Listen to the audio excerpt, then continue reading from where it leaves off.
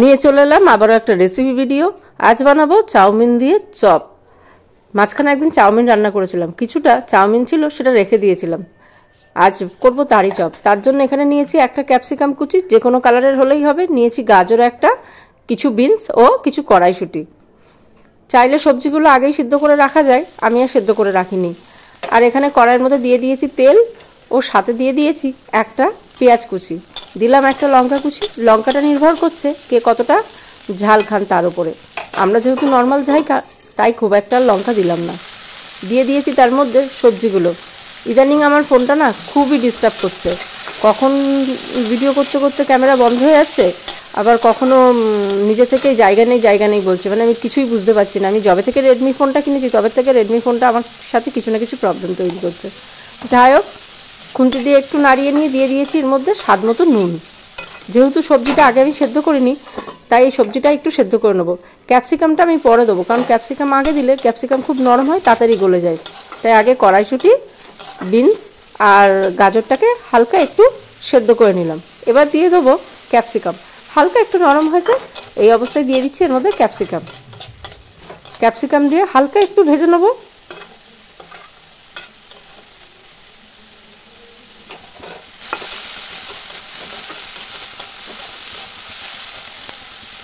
Capsicum দিয়ে একটু ভাজা ভাজা করে নিয়েছি। এবার দিয়ে দিচ্ছি এর মধ্যে জল। জলটা খুব অল্প পরিমাণে দেবো, সবজিটা শুধুমাত্র অল্প সেদ্ধ হওয়ার জন্য। একটু ঢাকা দিয়ে 2-3 মিনিট রেখে দেবো। আঁচটা কিন্তু এই সময় মিডিয়াম আছে, আমি পুরো রান্নাটাই কিন্তু লো টু মিডিয়ামে করছি। সবজির জলটা অনেকটাই শুকিয়ে গেছে, সবজিটাও হালকা চেক করে নিচ্ছি সেদ্ধ হয়ে গেছে কিনা। মোটামুটি সেদ্ধ হয়ে গেছে, যেহেতু ভাজা হবে তখন আরও বাদবাকিটা সেদ্ধ হয়ে যাবে। এই অবস্থায় এর মধ্যে দিয়ে দেবো এবার চাউমিনটা। চাউমিনের এই চপটা কিন্তু দুর্দান্ত খেতে লাগে। আর এখন ঠান্ডার সময় গরম গরম এই চিজ চপটা খেতে না দারুণ হয়। চাউমিনের সাথে খুব ভালোভাবে সবজিগুলো মিশিয়ে নেব। আর দিয়ে দেবো একটু ম্যাগি মশলা, 1 প্যাকেট ম্যাগি মশলা। কারো কাছে যদি ম্যাগি মশলা না থাকে সেক্ষেত্রে এর মধ্যে একটুখানি ভাজা মশলা দিতে পারেন। একটু শুকনো লঙ্কা আর একটু জিরে গুঁড়ো হালকা কড়াইতে শুকনো খোলাতে ভেজে নিয়ে তারপরে সেটাকে একটু গুঁড়িয়ে দিয়ে দিচ্ছি একটু টমেটো সস। এই টমেটো সসটা আমার বাড়িরই বানানো, লাস্ট টাইম থেকে আর টমেটো সস এখন কেনা হয় না, বাড়িতেই বানিয়ে নিই। জলটা পুরো ভালোভাবে শুকিয়ে নিয়েছি, এবার একটা থালার মধ্যে ঢেলে নিচ্ছি।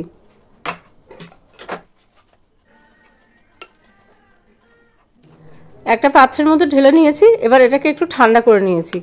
ঠান্ডা করে নিয়ে এবার এর মধ্যে অ্যাড করব আমি ময়দা। এই সময় যদি একটু নুন কম লাগে টেস্ট করে একটু নুন আর স্বাদ মতো একটু চিনি দিয়ে দেবো। দিয়ে একসাথে ময়দাটা দিয়ে ভালোভাবে একটু মিশিয়ে নেব।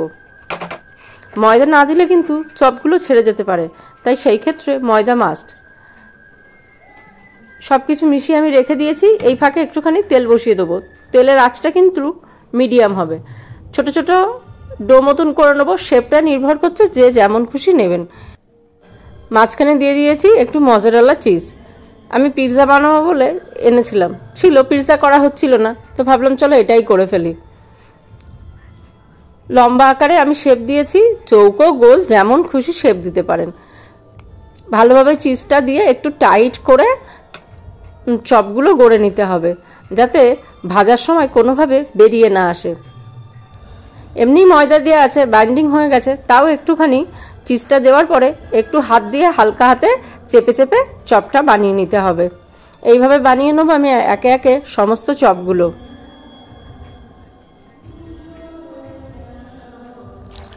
কড়ার তেলটা প্রায় গরম হয়ে এসছে, এই অবস্থায় দিয়ে দেবো। খুব বেশি তেল গরম হলে কিন্তু ওপরের পোর্শনের চপগুলো তাড়াতাড়ি হয়ে যাবে এবং পুড়ে যাবে, আর ভেতরেরটা পুরো একটা কাঁচা লাগবে। পুরোটাই সেদ্ধ হওয়া যদিও বা খুব বেশি সময় লাগবে না, তাও এই সময় কিন্তু আঁচটা মিডিয়ামে দেবো। মানে লোয়ের থেকে বেশ অনেকটাই, না হলে অনেকটা সময় লাগবে ওপরের কোটিংটা ভাজতে, তাই একটু মিডিয়ামে দেবো। দিয়ে একে একে চপগুলো ভেজে নেবো। ওপরের রঙটা হালকা একটুখানি ডিপ হলেই তুলে নেবো চপগুলো, কারণ ভেতরটা যেহেতু আগেই আমরা সমস্ত রান্নাতেই করে নিয়েছি, তাই খুব বেশি সময় ধরে এটাকে ভাজার দরকার নেই। একে একে দিয়ে দিয়েছি অনেকগুলো চপ। গরম গরম এই চপ ঠান্ডার সময় খেতে চায়ের সাথে দারুণ লাগে। গানের আওয়াজ হয়তো অনেকেই শুনতে পাচ্ছেন, এত জোরে বাজছে। ঘর বাড়ি আমার জানলা দরজা সব বন্ধ, তাও কিন্তু গানের আওয়াজ আসছে, মানে এত জোরে মিউজিক হয়, লাউড। একে একে ভেজে নিয়েছি সমস্ত চপগুলো। এই যে ফাইনাল ডান হয়ে গেছে, অপূর্ব খেতে লাগে। একটা ভেঙে দেখাই আপনাদের, চপগুলো এখনও গরম আছে, তাই একটা ভেঙে দেখাই ঠিক ভেতরের চিজটা কেমন লাগে। আর ভিডিওটা কেমন লাগলো অবশ্যই সকলে জানাবেন। বাড়িতে একবার ট্রাই করবেন এই ঠান্ডার সময়, খুব ভালো লাগে খেতে। দেখেছেন ভেতরে পুরো চিজি, যেহেতু মজারালা, পুরো একদম চিজটা গলে একদম দারুণ হয়ে গেছে। চলুন আরেকটাও ভেঙে দেখায়।